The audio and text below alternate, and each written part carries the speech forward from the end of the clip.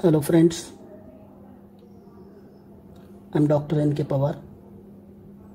I welcome you in the class of SYBSc, subject physics and paper second, optics. So today we are going to see and start the subject optics.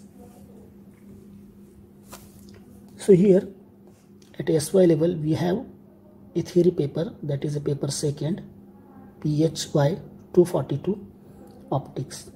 Now we are starting to understand what exactly the optics is and what things we are covering under this particular subject. So see here, in this case we have the syllabus consists of total 5 chapters, in which you can see the chapter 1, that is a geometrical optics, second one is lens aberration, third one, that is optical instruments we are going to learn. In chapter 4th we are going to see interference and diffraction, and the last chapter is polarization. So see here it is. Today we are going to start the chapter 1, that is a geometrical optics, and what exactly the geometrical optics is, that we are considering and studying in this chapter. So see here friends, first important thing is what is basically an optics. So remember that optics is nothing but it is one branch of physics and which deals with the nature, properties and effect of light. So that we are going to consider, that what is the nature and properties and effect of light. But before that we need to understand, see what is meant by light. So we all know or we all experience the light, but exactly when we talk about the study of light, we should understand what exactly is the light. So first important thing is that we know there are different forms of energy, like heat energy or electrical energy and so on, gravitational and so on. So likewise light is also one form of energy, that first remember. Now again second important thing, that see because of presence of light we can see the objects. That means using our sense organ eye we can see many objects. It is because of light. But most important thing is that light itself is not visible. Means what? If there it is an object, let us consider this is an object, and when light falls on the object, when it incident on this object, and then when it is reflected from the object, and when it enters our eye, at that time we get the visible sensation of this object and we can see the object.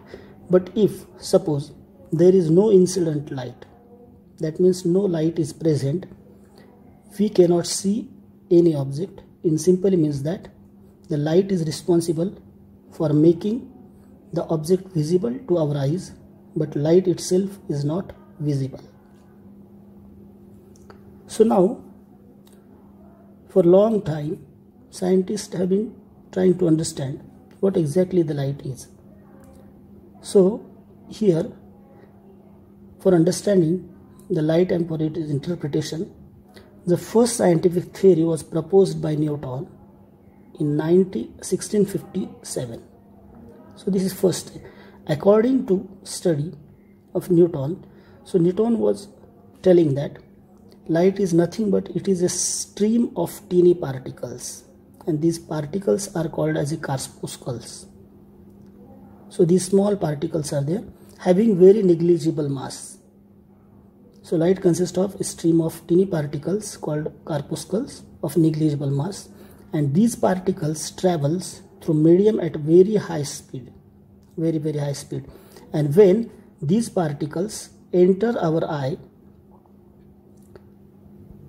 it causes a sensation of vision upon entering the eye, and that is why we can see the things. This was the theory actually proposed by Newton in 1657. So considering this theory, this concept, several experiments were done, and this theory could explain the reflection of light successfully and rectilinear propagation of light. Rectilinear propagation means what?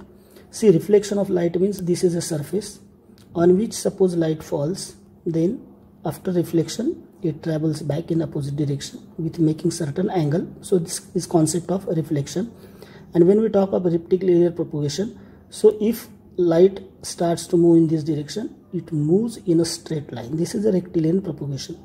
And according to this theory, it could explain the concept successfully, that is a reflection and rectilinear propagation. But when this theory is applied, it failed to prove the concept of interference, diffraction and polarization of light. And so there was a problem with this theory. Because of this theory could not interpret or prove or explain why interference and diffraction and polarization of light is taking place. So in the course of time, this theory was rejected. So later on, second theory came into existence, and it is given by Huygens. So it is called as Huygens wave theory. So remember that in earlier case, Newton was telling light is a particle. Now here Huygens says light is in the form of wave. That is the important thing. And light is transmitted from one point to another point in the form of wave. So whenever, suppose this is point A where light reaches, and when it travels from point A to B, it travels in the form of waves. That is what interpretation of Huygens, in the form of waves. But when light travels through the medium, he proposed that there is a luminiferous ether medium present, and through that medium the light travels from point A to B. But when practically it is tried to confirm the existence of luminiferous ether medium, practically no existence of found. That is what the thing. And now considering the light as wave, it could explain the concept of reflection, refraction, interference and diffraction of light. That is what the case related to Huygens wave theory. So later on, the another theory was given by James Clerk Maxwell. So that is a electromagnetic theory, or we can say electromagnetic wave theory. It was actually given by the James Clerk. So according to his interpretation, so light waves are basically, it is electromagnetic waves. And so as it is electromagnetic wave, it does not require any kind of medium. As in Huygens case, the light was of the wave nature, but it needed a luminiferous ether medium. But now James Clerk says that electromagnetic waves which travels through medium, so important thing is that it does not require any kind of medium. Even electromagnetic waves, light as an electromagnetic wave can pass through the vacuum also. So it could, but it proved most of the concepts like reflection, refraction, interference. But the important thing is that this theory could not explain the phenomenon like photoelectric effect. So we are going to see what is photoelectric effect or Compton effect in the course of time. But this phenomenon could not be satisfactorily explained on the basis of electromagnetic theory. So this is what the case. So now we saw, first is Newton says a corpuscles, Huygens says it is a wave but it needs medium, that is ether medium. And the third one is again it is electromagnetic wave, light is electromagnetic wave, but it does not require any medium. So no medium is required. So that is what the interpretation. And now this theory could not explain the photoelectric effect and Compton effect. So later on then, in 1905, Einstein interpreted photoelectric effect using photon theory. So now the another concept is explained by Einstein, that light is made of photons. This is one thing. And it proves that light has a particle property. So see, remember that Einstein interpreted a photoelectric effect using photon theory. Light, and it says light has a particle properties. So now another thing is light consists of a particle which is called as a photons, and photons are nothing but the particles. This what is considered by Einstein, and satisfactorily he could explain photoelectric effect. Now he says that after interpretation, so energy associated with light beam, so that means whenever light beam travels, which consists of photons, and that corresponding energy with the beam having frequency nu, if the beam has frequency nu, then total energy E associated with the light beam is given by E is equal to h nu. So where h is Planck's constant, nu is the frequency. So this was the relation given by this theory, and according to Einstein, light is now particle. So remember that in earlier case, electromagnetic theory by James Clerk says that light is electromagnetic wave, and according to Einstein, it says that light is particle called photon. So here we need to understand what is exactly the light is, whether it is wave or whether it is particle. So photoelectric effect proves that light has particle nature, that we saw. And on the other hand, phenomenon like interference, diffraction demonstrate that light has wave-like nature properties. That means now here some of the experiments say that the light is having a particle properties, and some of the experiments proves that light has wave-like properties. So now that means what exactly the light is it of a particle nature or is it of wave nature? But see, later on, the de Broglie hypothesis of matter waves, the problem of dual behavior of light was resolved. So dual behavior means what? See, that particle, light is a particle and light is a wave. It depends on what experiment you perform. If you perform a one particular experiment, it proves that light is particle. It explains light is particle. And if you perform another experiment, it interprets that light is of wave nature. And that is called as a wave particle duality.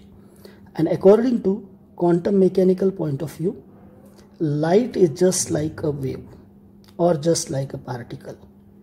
But when it depends on the experiment you perform.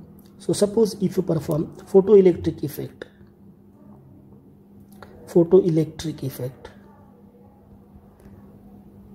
then you see that through this experiment it can be interpreted or proved that the light is having a particle nature.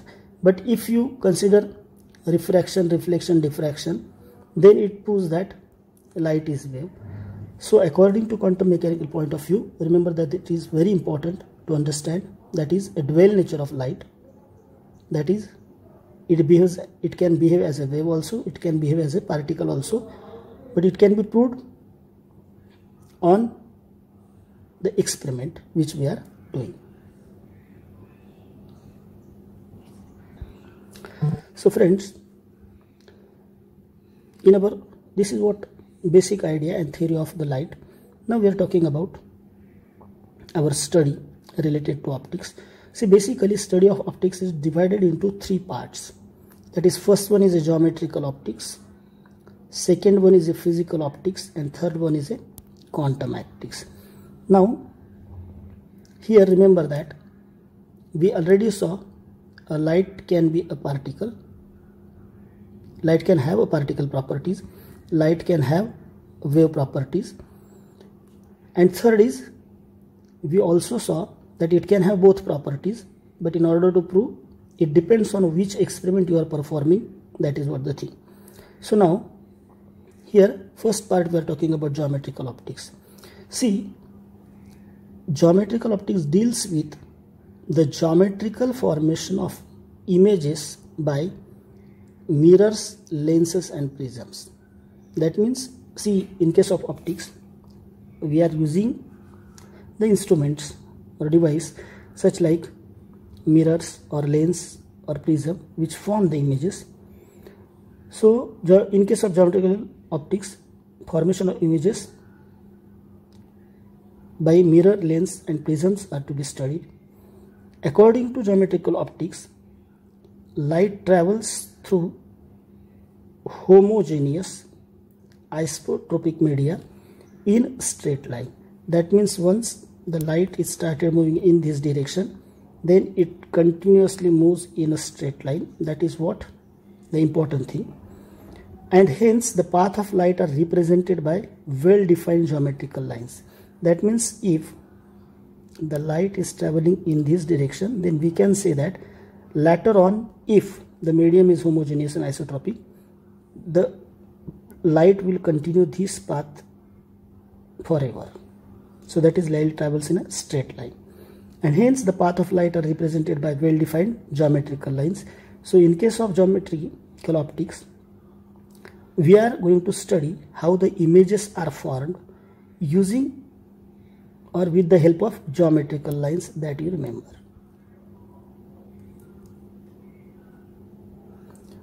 So the fundamental law which form the basis of geometrical optics are, that is a rectilinear propagation that we already saw. Rectilinear propagation means what? Light travels in a straight line in a homogeneous and isotropic media. That important thing. Second, laws of reflection and refraction of light. So what is the laws of reflection and reflection? Suppose this is medium 1, this is medium 2, and it is separated by this boundary. Suppose light is falling on this surface, and if it is a reflecting surface, then light will get reflected. That is what a laws of reflection. Okay, second thing, if this is another media through which light can travel and light passes through it, then the light enters in another medium. This is called as a refraction. So remember that the direction of path is changed, and it depends on the properties of medium M1 and medium M2. So these laws are interpreted using geometrical optics. Next is physical optics. So under this group, considering wave nature of light. So whenever we are considering light having a wave nature, we are going to perform and study some concepts that falls under the physical optics. So the phenomenon like interference, diffraction, polarization and double refraction, that we are going to discuss under this physical optics topic. Later on, the quantum optics. So in this optics part concept, it treats light as a particle. Now the light will be treated as a particle nature and called photon, and it covers phenomenon like photoelectric effect, Compton effect, etc. that we are going to study under the quantum optics. Okay. So now we are starting to study about the geometrical optics. So see, when we consider the geometrical optics, important thing is that we need to study first lenses. or we should understand what is mirrors, or we should understand what is prism. See, these are the things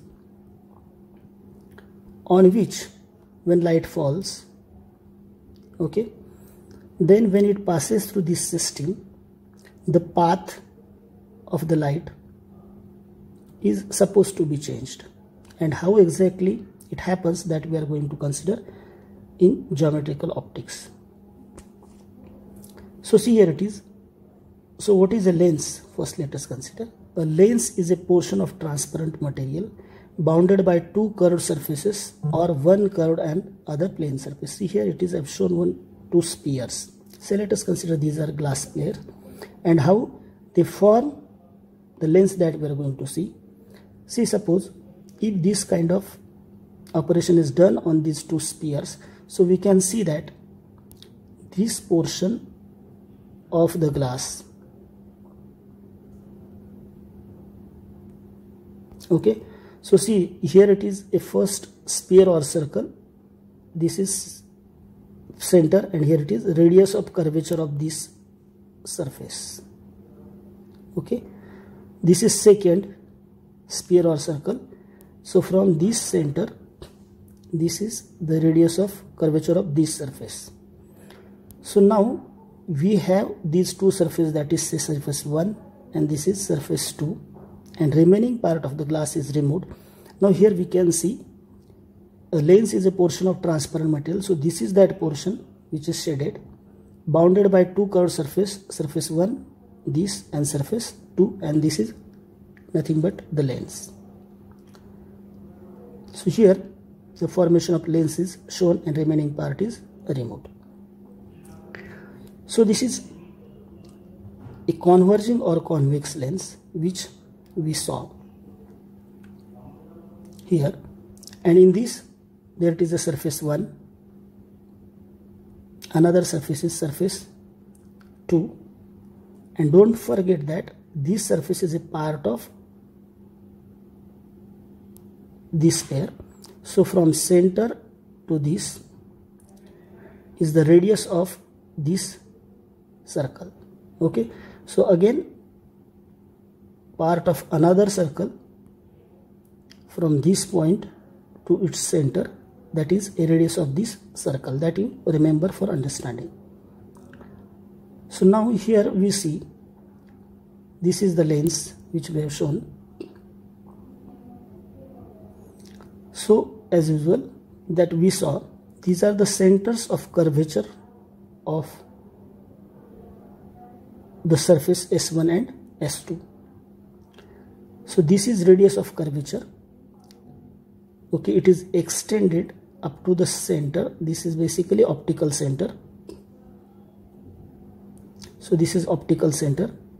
So distance from center of curvature to optical center, that is basically a radius of curvature that you remember. So there are two radii of curvature, one for each surface. So convex or converging lens. What is convex lens or converging lens? Both are same term.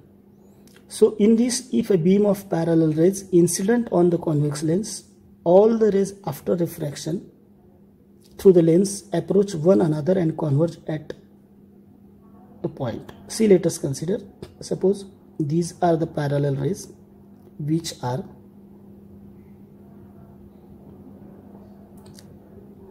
incident on this surface. So after incident, what will happen?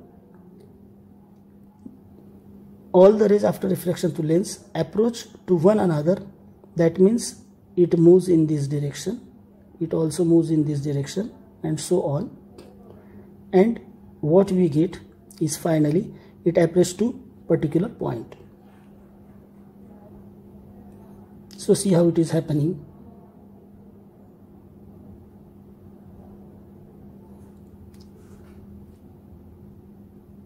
Listen carefully. See, the parallel rays are coming. It reaches to the lens. Now considering this point, okay, so here at this point we have drawn this line which is tangent at this particular point. Now when it reaches the lens, what happens? Let us see. See, all the rays approach one another and meet at a particular point. This is that point. So this is called as a converging lens. That means parallel rays approaches one another, come to a particular point, that is called as a converging point, or here it is. See how converging lens work. So now question is that, see, whenever we consider this is a convex lens, okay, and what we say is that when parallel rays approach, it converges. First important thing is that why these rays converge at particular point in case of convex lens. Why do they not diverging away? So that we are going to see. So let us understand what is a converging lens and how it works. So for that, let us understand few concepts which are most important. Say here it is a media, say M1, having refractive index N1. Refractive index N1, and let us consider this is another media having refractive index N2. So let us consider this media is air and this media 2 is suppose glass.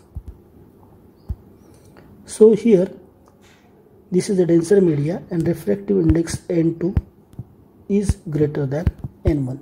So what happens in this case when light passes through it? See, this is a normal to this surface. So when incident light ray comes to this point from air media to this denser glass media, so when it reaches here, as the refractive index are different, it does not go straight. That is first thing. It bends.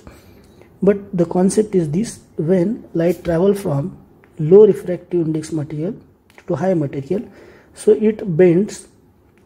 This is a normal, remember, light bends towards normal, and so that is why it travels in this direction. That is first thing.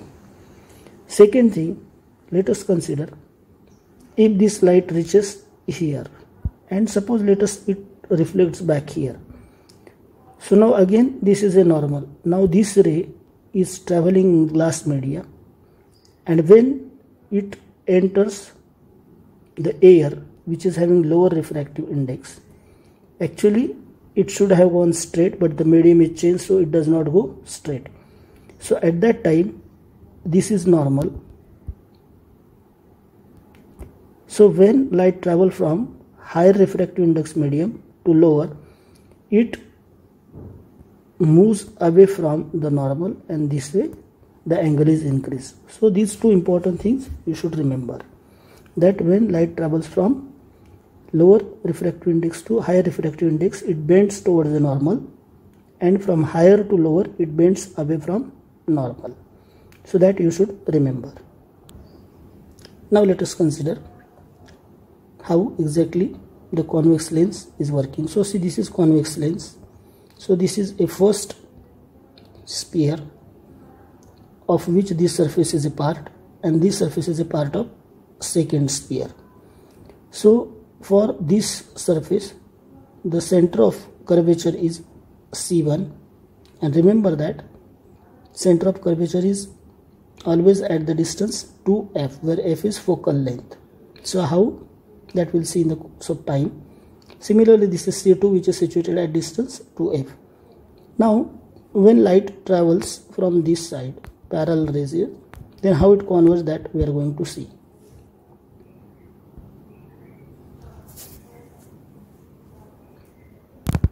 Now we saw that the two rays I have shown.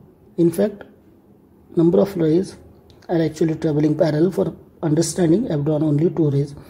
So see, this is a first ray. Let us consider this is a lens. Now this is optical center. Line passing through optical center is called as axis. So any ray which is traveling along the axis of the lens when it comes to this point, remember that now the incoming ray is normal to the plane. I have drawn the tangent. It makes 90-degree angle. So when incident ray is normal to the plane of the point where it incident, the ray travels in a straight line, and that is why it goes along axis. So this is a tangent at that point, and now the ray you observe, it is going straight. So this is what the first thing. Now when we talk about this ray, so here the surface, which is a curved surface, and you can observe that the ray is not normal to the tangent at this point. So how it is happening? See, we'll think about this point. So see, it should have gone straight, but it doesn't go. Why it is happening? See, from center we have drawn a line, okay, and now when it is at this point, so now to this point we are drawing a tangent. So this is a tangent.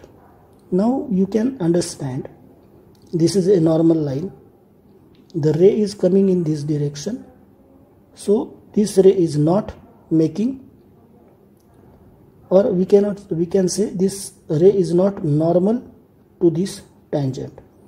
So this angle between the normal and the ray, which is angle of incidence, and so that is why, as we saw, when light travels from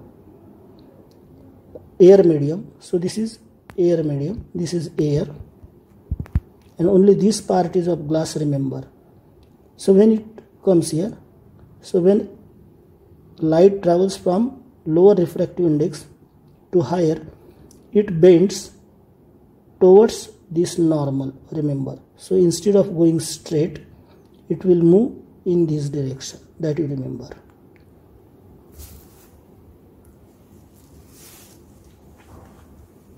Okay, so this way we saw that light has traveled the path. Instead of going straight, it bends towards the normal. Now at this point again, you can see the light here, it is traveling in glass medium, but after that here it is again air medium is there. So there it is air medium. So now light is traveling from higher refractive index medium to lower refractive index medium, and that we already saw that in that case what happens, the light bends away from the normal. So now we talk about the normal to this point.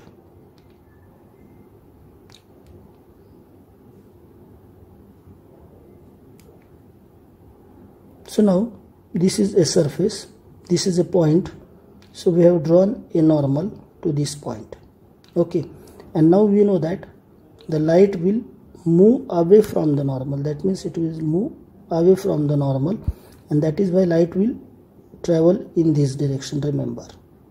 It will move away from the normal, and that is why light travels in this direction and it passes through the focal point, and that is why the ray which is not on the principal axis but which is parallel to principal axis will bend towards the principal axis and it will pass through a focal point. So this way, whatever ray passes through lens, it moves this way, it moves this way, and they all converge at the point called as a focal point. So this is what the principle for converging lens, how it works. So see, converging lens we already saw. If the beam of parallel rays rise incident on convex lens, all the rays after refraction through lens approach one another and converge at a point.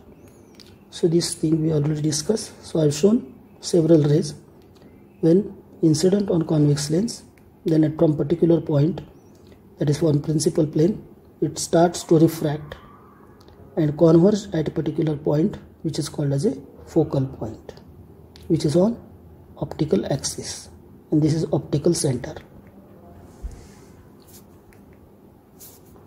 So axis of the lens. So see, here it is. What is axis of the lens? So see, these are this is first surface S1, S2. They are part of this sphere, and here somewhere there it is a center of this sphere which is called as a center of curvature. So there are two center of curvatures for each sphere, and the line passing through the center of curvature is called as a optical axis. So this is nothing but the optical axis. It is a line passing through the centers of curvature of both the faces of lens is called axis of the lens. Okay, so type of converging lens. So here it is, there are two surfaces, that is first one is a convex, second one is a convex, and this kind of lens it is called as a biconvex lens.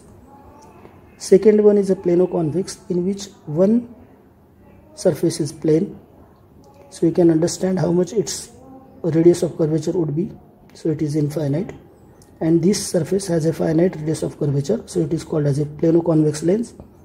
And this is concave convex, so first side is concave and second one is convex. So these are three types of converging lens. Now let us talk about diverging lens. So see, this is a diverging or a concave lens. Again, it is formed with the help of two spheres, but here the center of curvature of the first surface is here, that is C1, which is a part of this sphere, and center of curvature of second surface is C2, which is part of this sphere.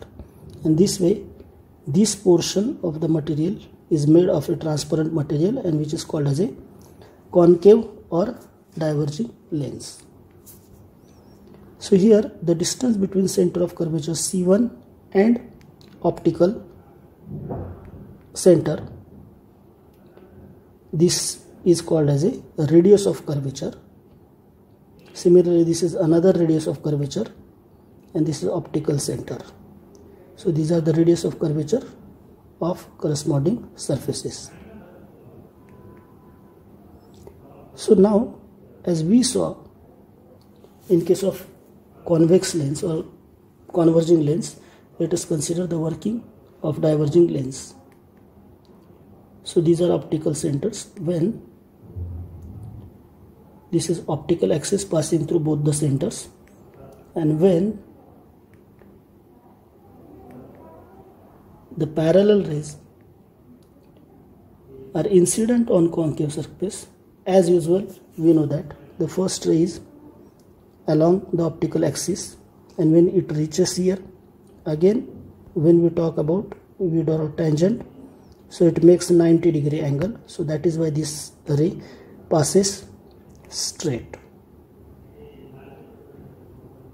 This way, this ray which is passing through optical center and through both center of curvature never refract. But at this point, consider, it should have gone straight, but it doesn't go. What is the reason? So it is the point where the ray is incident. Is it in 90-degree with the tangent to this point?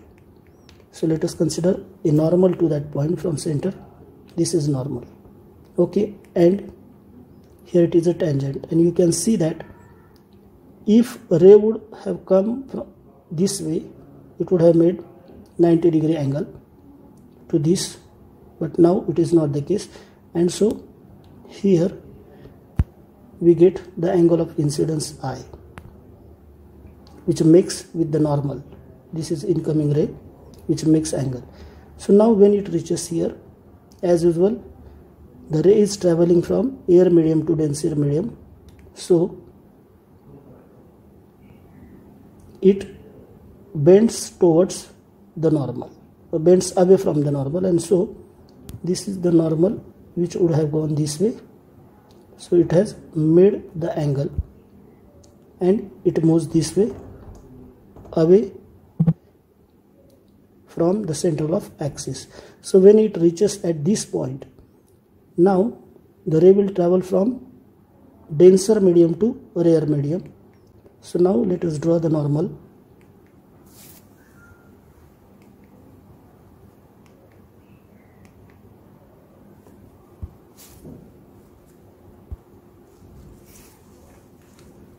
So this is the normal which I have drawn, and we can draw the tangent to this also.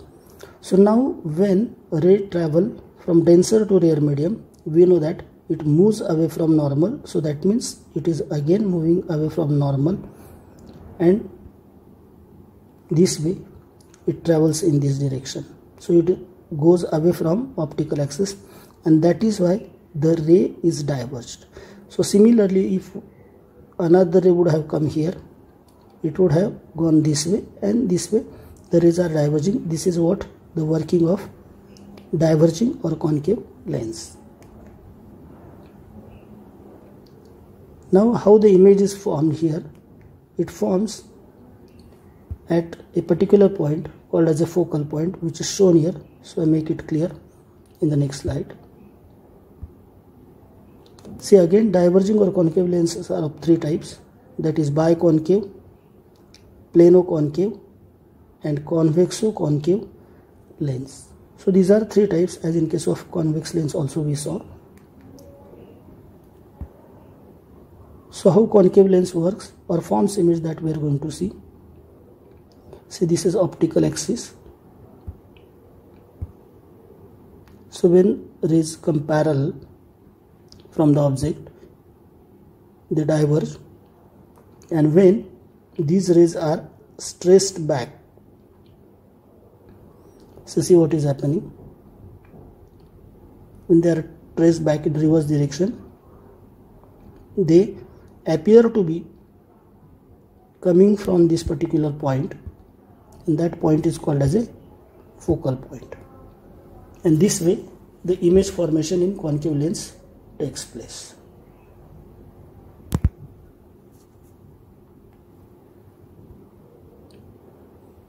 So let us talk about another concept. It is an optical center. It is a point of intersection of principal plane with the axis of lens. So we know that axis of lens is passing through the both center of curvature. This is a optical center, and how it is formed, actually it is a point of intersection between principal plane. So this is a principal plane. So see how exactly it is. See, this is a plane which is passing through optical center. See, here it is. Now this is the axis of the lens, and this is a principal plane. The point where optical axis cuts the principal plane, it is called as a optical center. Then poles of the lens. See the points at which, see, this is surface 1, this is surface 2, and we already saw optical axis.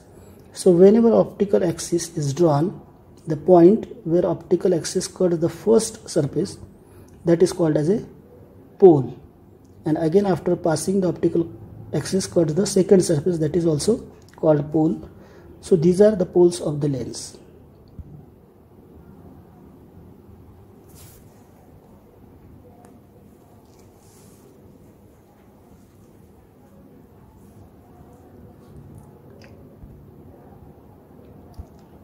So these are the poles of the lens we can see.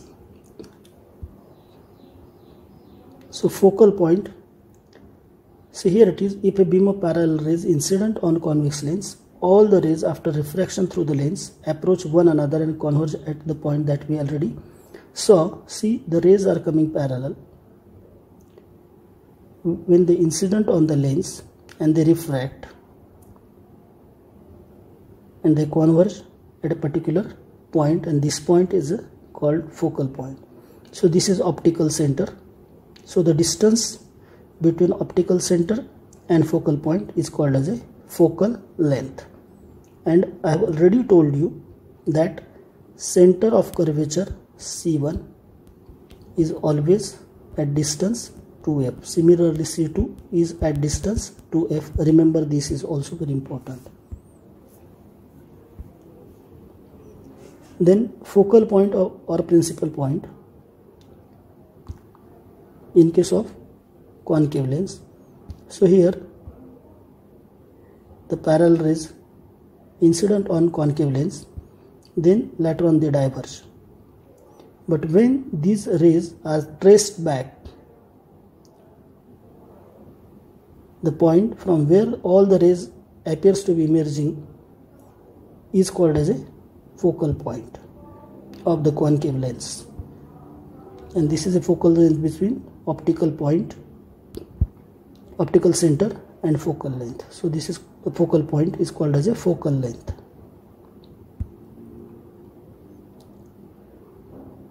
So thick and thin lens. So remember that the distance between poles is very large as compared to a radius of curvature. So that kind of lens is called as a thick lens. When the distance between pole is very small compared to radius of curvature of the lens, then that is called as a thick and thin lens. So these are what the concepts related to geometrical optics which we should know. Okay, so remaining thing we'll see in next lecture. Okay, thank you very much. Bye.